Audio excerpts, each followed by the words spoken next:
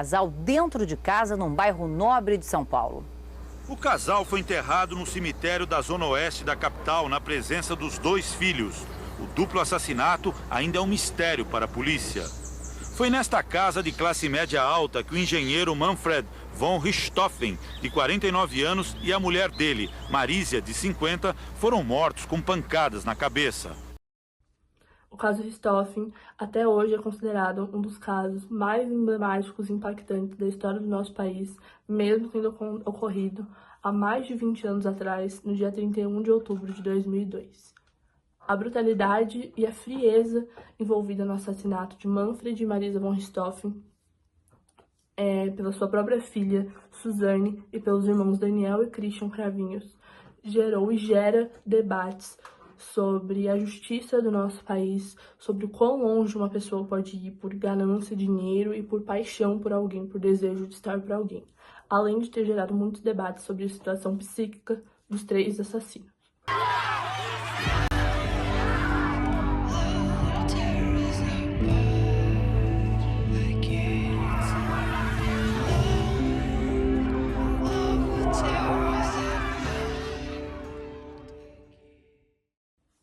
Foi um caso que não ficou restrito somente ao julgamento ou à polícia. Tomou proporções imensas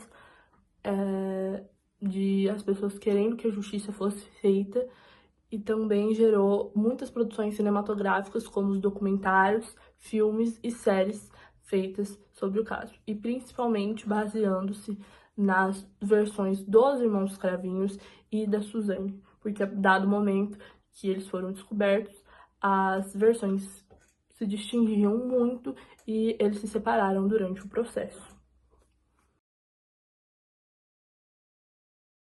Olá, agora eu vou falar sobre a versão de Daniel Cravinhos sobre o caso do assassinato do casal von Richthofen, que chocou o Brasil em 2002. Seu relato, ocorrido durante o julgamento em 2006 e posteriormente utilizado para a criação do filme A Menina que Matou os Pais, ele se utiliza muito do lado emocional e afetivo, que é o que eu vou principalmente citar aqui.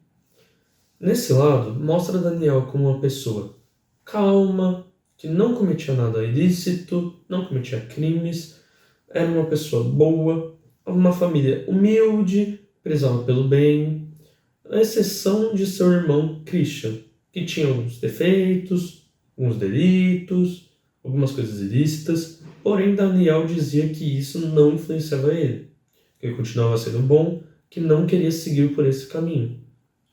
Porém, Daniel é mostrado como um jovem apaixonado, uma combinação perigosa que tende a dar errado no mundo, que tende a criar situações complicadas, onde ele não percebe a gravidade de algumas coisas, não percebe a realidade porque está apaixonado, não vê os defeitos e principalmente as manipulações de Suzane, sua namorada.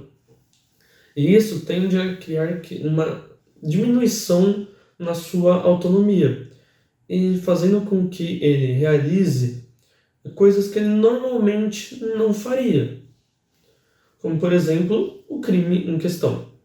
Suzane é mostrada como uma manipuladora excepcional, que sabe utilizar muito bem o lado emocional de Daniel, criando também promessas falsas, como um futuro juntos, tranquilo, onde eles teriam dinheiro, os pais dela não incomodariam, que é outra questão muito importante, porque ela aumenta a relação com os pais dela e cria situações falsas.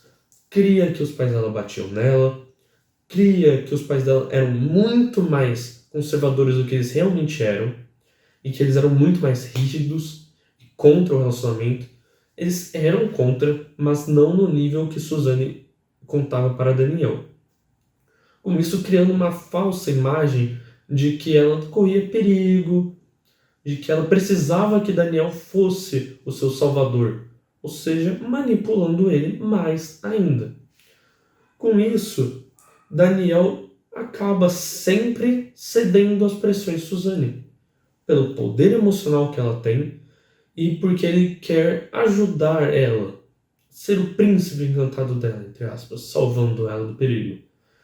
Isso faz com que ele cometa mais de uma coisa, como fumar, que ela fala que é bom, é libertador, uma das únicas coisas que ela consegue ficar relaxada, faz com que ele, faça coisas erradas, começa pequeno, como encontrar ela escondido, sair de casa para ir para balada escondido, entrar na casa dela, sem os pais dela saberem, e até chegar ao nível do caso em questão, que é o assassinato, obviamente. Ele acaba, pelas pressões de Suzane, aceitando realizar o assassinato dos pais dela, achando que ela corria perigo, achando que eles iam se safar dessa e ficar bem, ser um casal feliz, e até convence o próprio irmão a ajudar.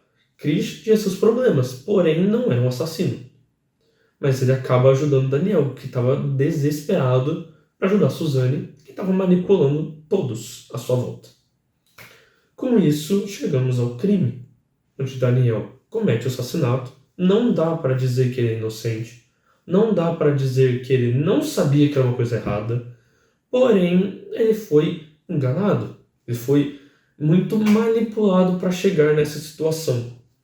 Ou seja, com esse relato, não tira a culpa dele, não o torna inocente, apenas mostra a manipulação de Suzane, colocando ela como a líder da questão, como a mente por trás do crime, e mostra que ele foi só um peão, foi manipulado a fazer aquilo. Ou seja, mostrando que a questão emocional e afetiva pode ser muito perigosa no mundo em geral, e que algumas pessoas, nesse caso a namorada dele, podem usar desse poder emocional contra outras pessoas. Muito obrigado. Inicialmente é importante frisar que tanto a Susana von Richthofen quanto o Daniel Cravinhos e o Christian Cravinhos foram condenados e julgados como assassinos do caso contra o casal von Richthofen. No entanto, dentro das discussões dos dois filmes, há argumentos e fatos que corroboram o pensamento de que o Daniel influenciou a Suzane a cometer o crime. Uma das primeiras discordâncias que ocorre entre os dois filmes é de que se foi a Suzane ou o Daniel que introduziu a maconha dentro do relacionamento dos dois. No filme A Menina que Matou os Pais, Daniel relata que foi a Suzane. Porém, no filme O Menino que Matou os Meus Pais, Suzane acusa o Daniel. O Christian e o Daniel tinham uma relação muito forte de irmandade, onde havia bastante contato entre si e confiança, sendo até o Christian que cuidava do Andreas, o irmão da Susana von Richthofen, para o Daniel e para a Suzane, quando eles queriam distrair os pais dela para ficarem sozinhos. A partir disso, desse grande contato entre os dois, provavelmente foi o Christian que fez a ponte para o consumo do Daniel de maconha, já que, para a polícia, o Christian relata que ele já foi usuário de cocaína e maconha no início da sua vida adulta. Então, nesse ciclo social do Daniel, provavelmente foi normalizado o consumo de drogas ilícitas.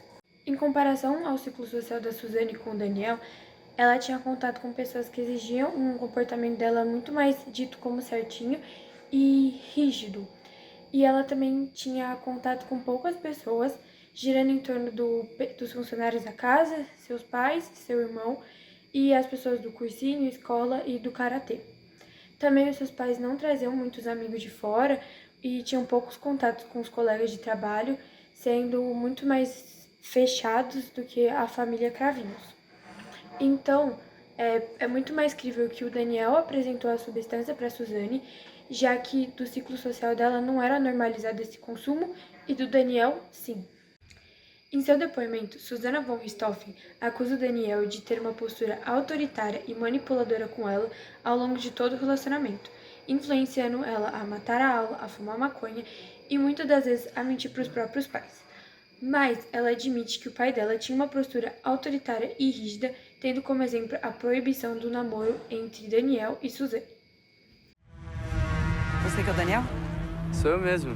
Bonitinho ele. Para com isso, mãe. Paquerar é bom. Não precisa namorar. Você é a menina mais linda que eu já vi na vida. Você diz isso pra todas, aposto. Eu só penso em você. Salve, salve, família! Eu não sei como você não mora aqui com seus pais, eles são o máximo. Então bora trocar de família, então. Top. A história de ficar vendo só final de semana, pra mim, tá muito ruim. Eu não escondo você deles. Eu escondo eles de você. Sorri, pai. Tem que estudar ou não estuda, aí vive de bico. É isso que você quer pra sua vida? Eu acho engraçado. Seu pai fica controlando você. Com que moral que eles têm? Eles vivem me seguindo, me perseguindo. Eles fazem tudo. Às vezes eu acho que seria muito melhor se eles sumissem. Imagina se o avião dos meus pais caísse. Facilitaria muito. Hoje eu sei que ela conta uma história totalmente diferente. Imagina se o avião dos seus pais cai na volta. A gente finalmente ia ter esse paraíso aqui. Eu achava que ele queria matar meus pais por amor. Eu não sei como é que eu pude me deixar levar por ela. Aqui, ó. Pá, pá, pá.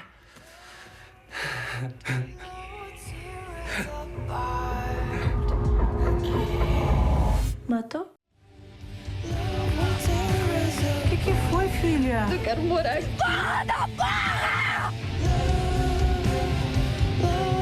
Eu preciso de você aqui. Agora você me entende. A menina que matou os pais. Seu nome é Daniel Cravinhos de Paula e Silva. O menino que matou meus pais. Meu nome é Suzane Luise von Richthofen. Diante do que foi apresentado, podemos dizer que os filmes mostram uma enorme complexidade do caso quando apresentam narrativas completamente opostas, evidenciando os dois lados dessa história. Mesmo que as versões fiquem culpando umas às outras na maior parte do tempo, ambas se colocam como vítimas da manipulação, além de tentarem amenizar a própria culpa e passando as responsabilidades para o outro lado.